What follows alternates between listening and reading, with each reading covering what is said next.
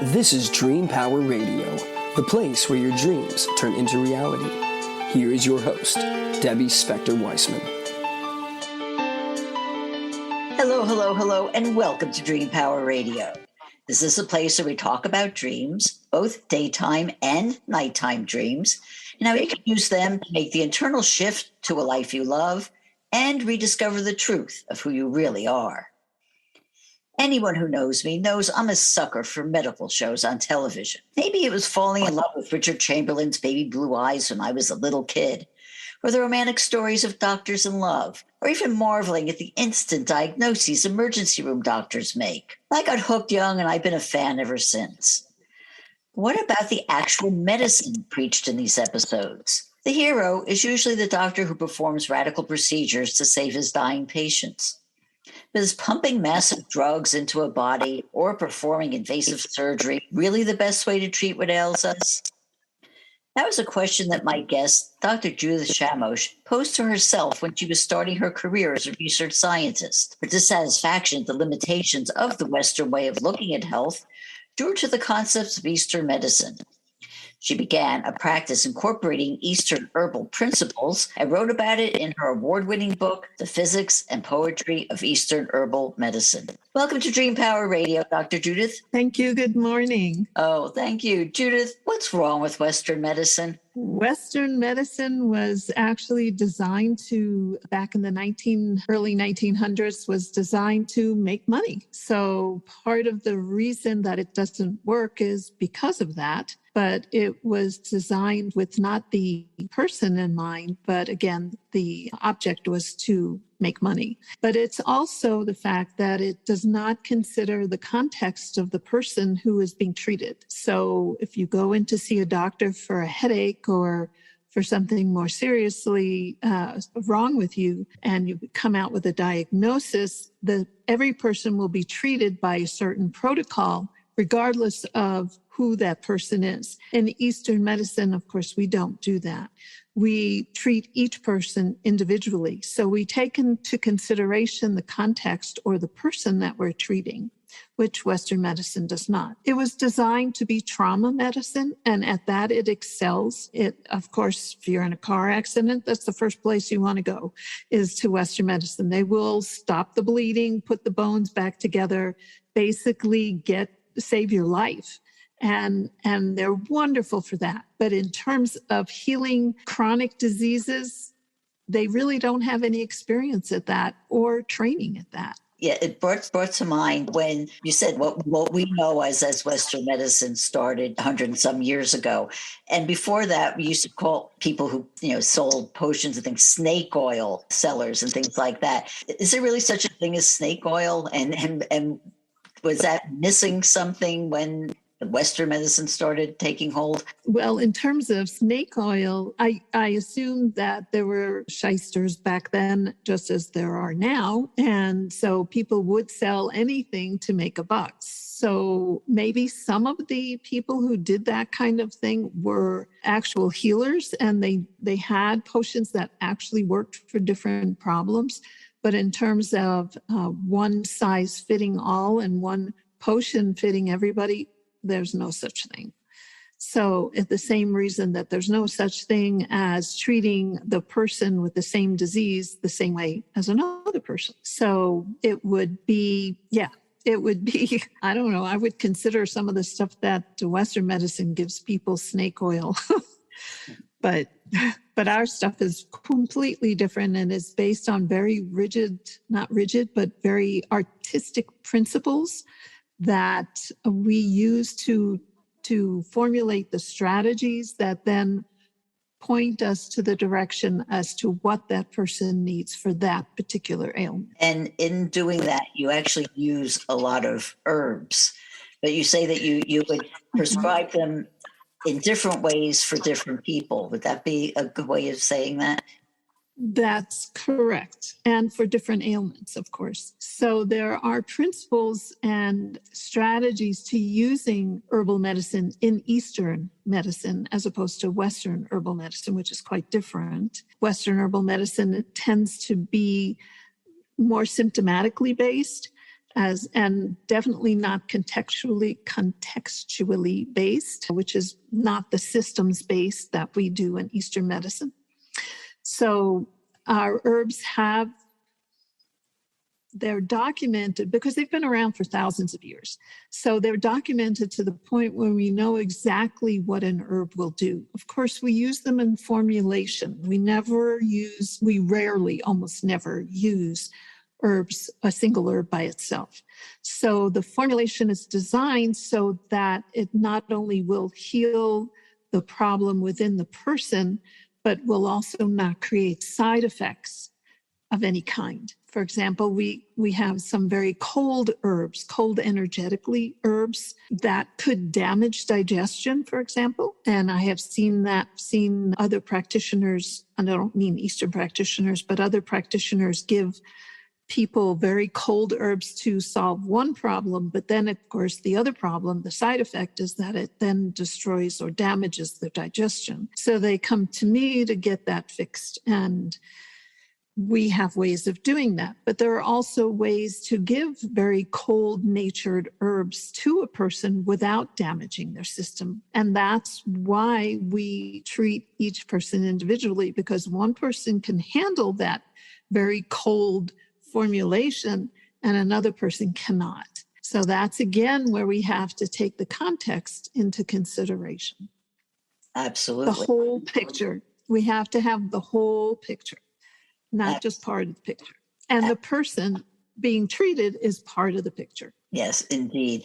I'm not a scientist, so I will need your expertise about this. But it was my understanding that a lot of what we consider, the modern medicines that we have today actually came from plants and herbs and things like that, but they were synthesized. Is that where it causes the problems? Well, that's part of the problem, that they are synthesized. They also extract from the herb what they think is the significant factor that's going to help with the healing process. And when you take something apart, you destroy it. So, for example, if we were to dissect a cell, as soon as you take that cell apart, it dies. So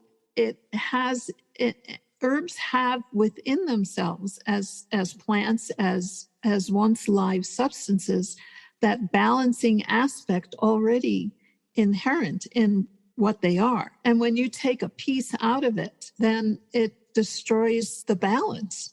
And therefore, the healing process is not as good. And of course, you're going to get major side effects. And then when you go to synthesize it again from chemicals, that creates a whole nother problem. Indeed. Oh, one of the things is, I live out in the country, and one of my favorite things to do is I have one of those apps where you take a picture and identifies what the plant is. And I came to realize that I have quite a few very interesting plants that to a naked eye look just like worthless weeds, but they actually have a lot of benefits. And one of the ones I have is mugwort. And when I was first studying dream work, it would say, what are some things that can help with, remembering dreams? And they would say mugwort. And I'd be like, what's mugwort? What is that? But I have it growing all over my property. And I have made it as a tea and found it very helpful. But do you advocate people looking at, what's around them and figuring that out? I would definitely encourage people to find out what's in their area, simply because there's so many different remedies that could be used for ailments that might occur in that particular area. For example, where we have a lot of rattlesnakes. So you look around and there's so many things, if you know what you're looking for, so many things that can help with a rattlesnake bite. I have worked with animals, dogs especially, who have bitten by rattlesnakes and use formulations, and it's amazing what you can do with that. But yes, I do encourage people to look around them and learn what's around them, because there's so many different plants available, and also to encourage them to research the what's called energetics. I call it functional principles, the energetics of that plant in particular. And isn't it something, the marvel of nature is that if there's a poison around, the antidote for that is also around? Generally true. I would say yes. That is one of the marvelous qualities of nature. I mean, all that we need is basically here. And we just have to look for it and be curious enough and interested enough to do that.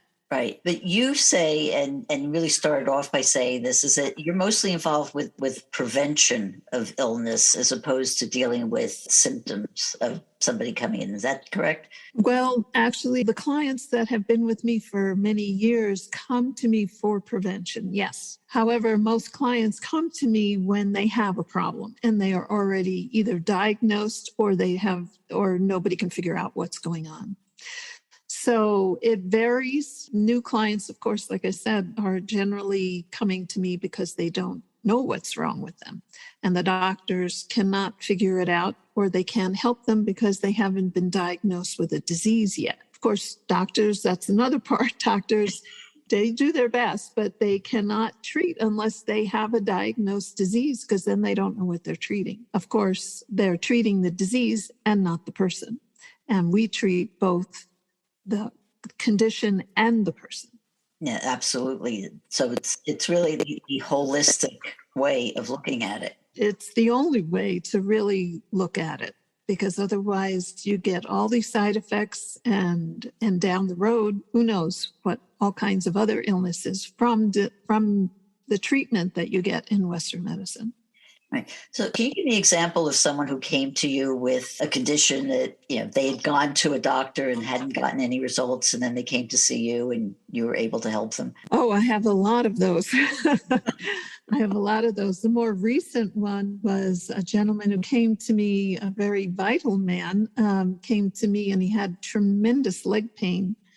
And he said like 10 or 11 MRIs on him, and they could not figure out what his leg pain was all about. It was very severe. It kept him from doing anything. It really ruined his life. He thought he was dying. And he came to me because he thought he had nothing else to lose. He says, I have no place else to go. Where would I go? Western medicine can't help me. So I did the tongue and pulse assessment, which is part of our diagnostic tools, and determined what was going on and gave him a formula. And it took about 5 or 10 minutes because it was such a severe case. But he said, oh my God, I don't have any pain all of a sudden. And this man lived with pain for 3 months, I believe. I mean, severe pain. And now today he's golfing, he's working in his business again, which he had shunned because he could hardly stand up for any length of time. So and I don't know what Western medicine would call that particular condition, but what I gave him certainly worked. We're going to get into this more, but we have to take a short break now. We're speaking about Eastern herbal medicine with Dr. Judyth Shamosh, and we'll be right back. If you're not pleased with the trajectory of your life, the time to begin your own personal transformation is now, and your dreams can help pave the way. How? By tapping into your unvoiced confidence. What is unvoiced confidence, you say? It's the acceptance of your abilities and qualities. It's a state of mind coming from liking and even loving yourself, and feeling free to say or do anything you want without concern for the judgment of others. You were born confident, but may have had it chipped away little by little by the negative self-beliefs you've picked up over the years. If you're looking for the heightened energy, clarity of thought, and the feeling of being more alive that comes from self-confidence, you can rediscover it by paying attention to your dreams. Need some help doing this? Go to my website, thedreamcoach.net, and sign up for my complimentary dream discovery session. I can help show you how your dreams can help you return to the confident person you were always meant to be. Again, go to thedreamcoach.net, thedreamcoach.net. Welcome back to Dream Power Radio with your host, Debbie Spector-Weissman. Yes, welcome back to Dream Power Radio. I'm your host, Debbie Spector-Weissman, and we're talking about Eastern herbal medicine with Dr. Judyth Shamosh. Well, Judyth, as a practitioner, you use both Chinese and Ayurvedic herbal medicines. What's involved with them, and are there any differences between them? Oh, there's definitely differences, but mainly in language, not so much in principles. And my experience is that Chinese medicine is a more refined form of Ayurveda, but the principles are basically the same. So in Ayurveda, you have the doshas. In Chinese medicine, you have yin and yang and qi. So both of them have those three aspects to them that are all important. And in Ayurveda, of course, we do treat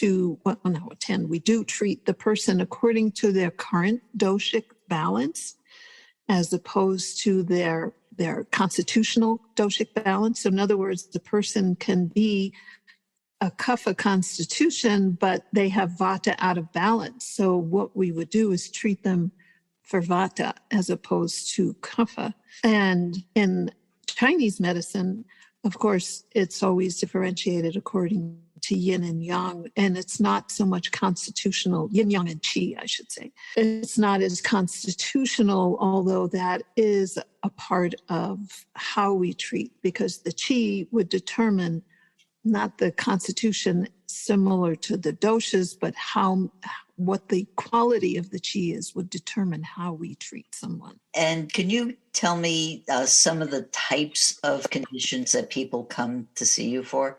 It goes the whole gamut, everything from the common cold to cancer to mysterious malaise. I get everything, absolutely everything.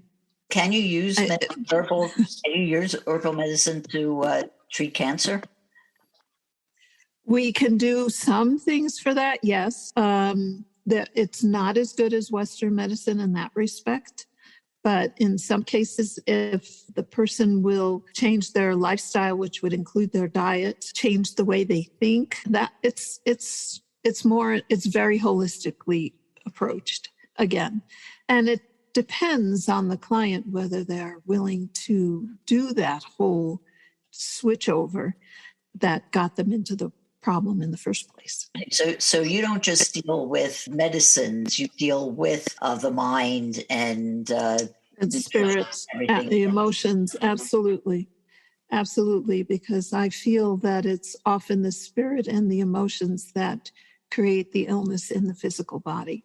So it's coming from that arena which makes disease or conditions manifest in the body. And would you say this is true for like what we call chronic conditions? Absolutely. Chronic conditions can often be very emotionally based from that baggage that people have carried since their childhood. So we see that a lot. So how do you help people who need a shift in their mindset? Well, I don't consider myself a counselor.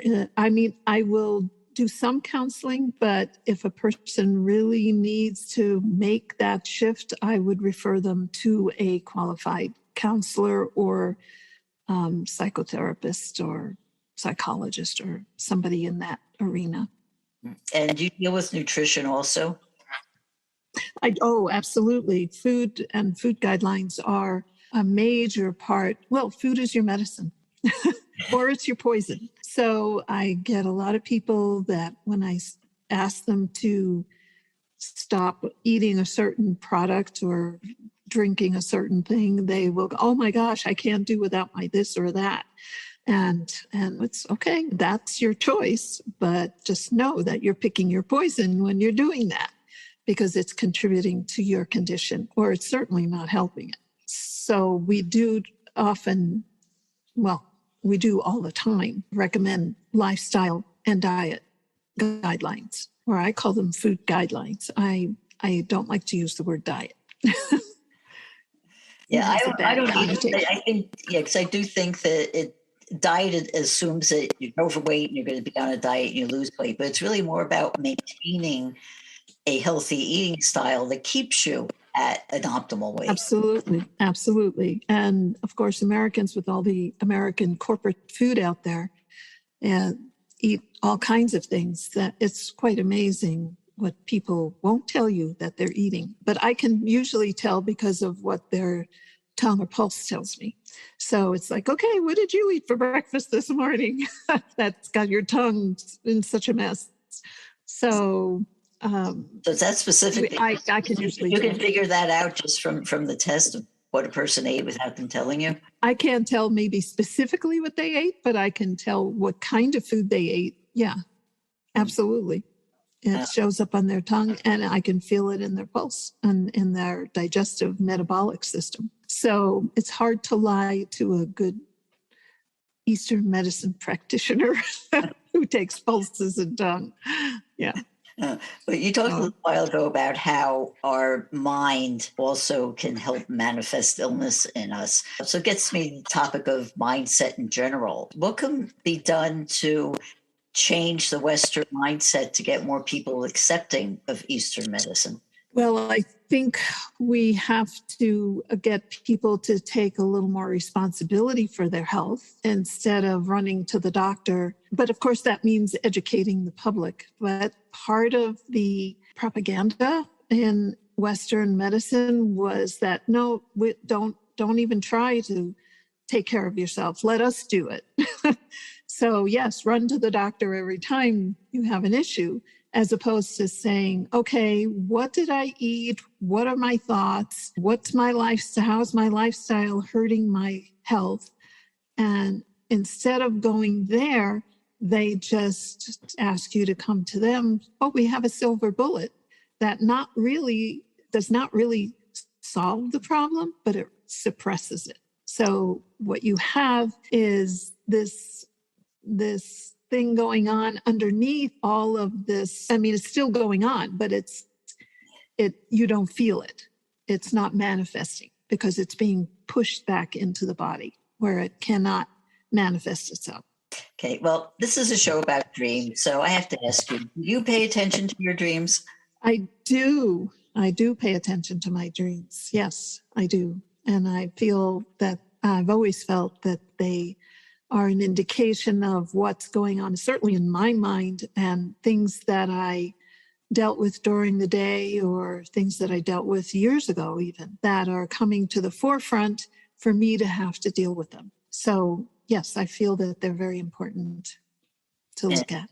And do you think that maybe paying more attention to it could help your patients also in their health? Probably, I would say yes. I don't deal with dreams, but I might start asking my clients about their dreams so that I can have further insight. But I think, yes, it's very important. We have in Ayurveda, different kinds of dreams indicate different kinds of constitutions or not constitutions, but things that are going on in people's lives. So, for example, Vata dreams are characterized by being chased, by falling, by being attacked, or even confined, or flying even. And Pitta dreams are characterized usually by a lot of intense emotions, anger, aggressive behaviors. It could also be just teaching and in other intellectual activities.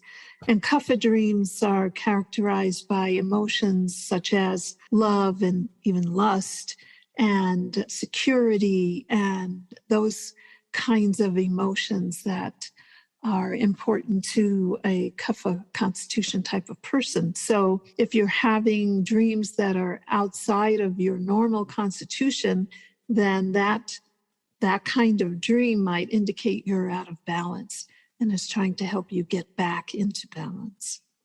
And it's so true. I want to get back to your book. You call your book The Physics and Poetry of Eastern Herbal Medicine. So what's so poetic about it? Well, I do have a lot of poetry in the book to explain concepts of the different doshas, for example, in Ayurveda, and the different concepts in Chinese medicine. And to me, that poetry is something that gives you an experiential feeling for what the person is trying to explain, as opposed to just a mental or a rational approach.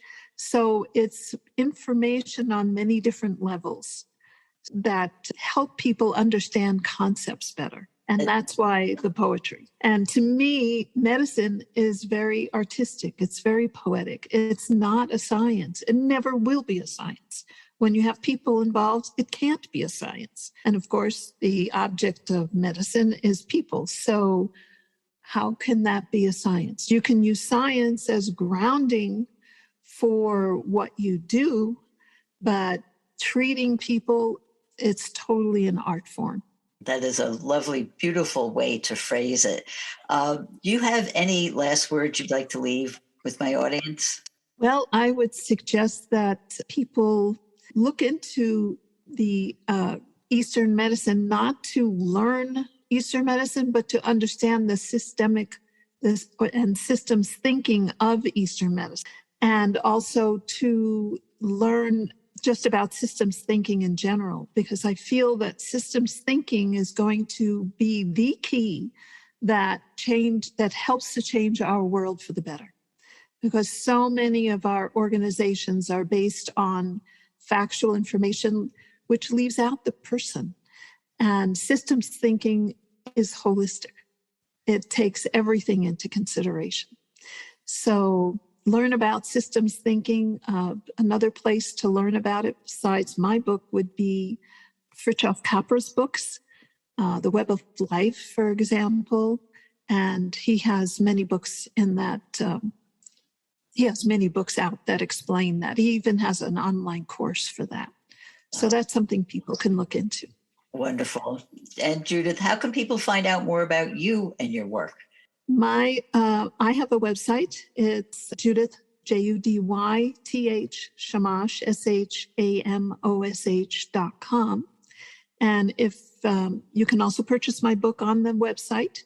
And if you do purchase it from my website, I can send you a signed copy. And if you have any questions or comments about my book, I would love to hear about them, because I intend to write a second book. And depending on the feedback I get from the first book will determine somewhat of what I write for the second. Well, Judyth, thank you so much for being on Dream Power Radio today. Debbie, thank you. You're delightful. Thanks. Oh, thank you. Well, we've been speaking about Eastern herbal medicine with Dr. Judyth Shamosh. Hope you've enjoyed today's program. If you have, please hit that subscribe button so you don't miss out on any future episodes. Until next time, this is Debbie Spector-Weissman saying, sweet dreams, everybody. You've been listening to Dream Power Radio with your host, Debbie Spector-Weissman. For more information on Debbie or to sign up for her newsletter, go to dreampowerradio.com. This has been Dream Power Radio on the amazing Women and Men of Power Network, the world's leading positive programming network, powered by Raven International.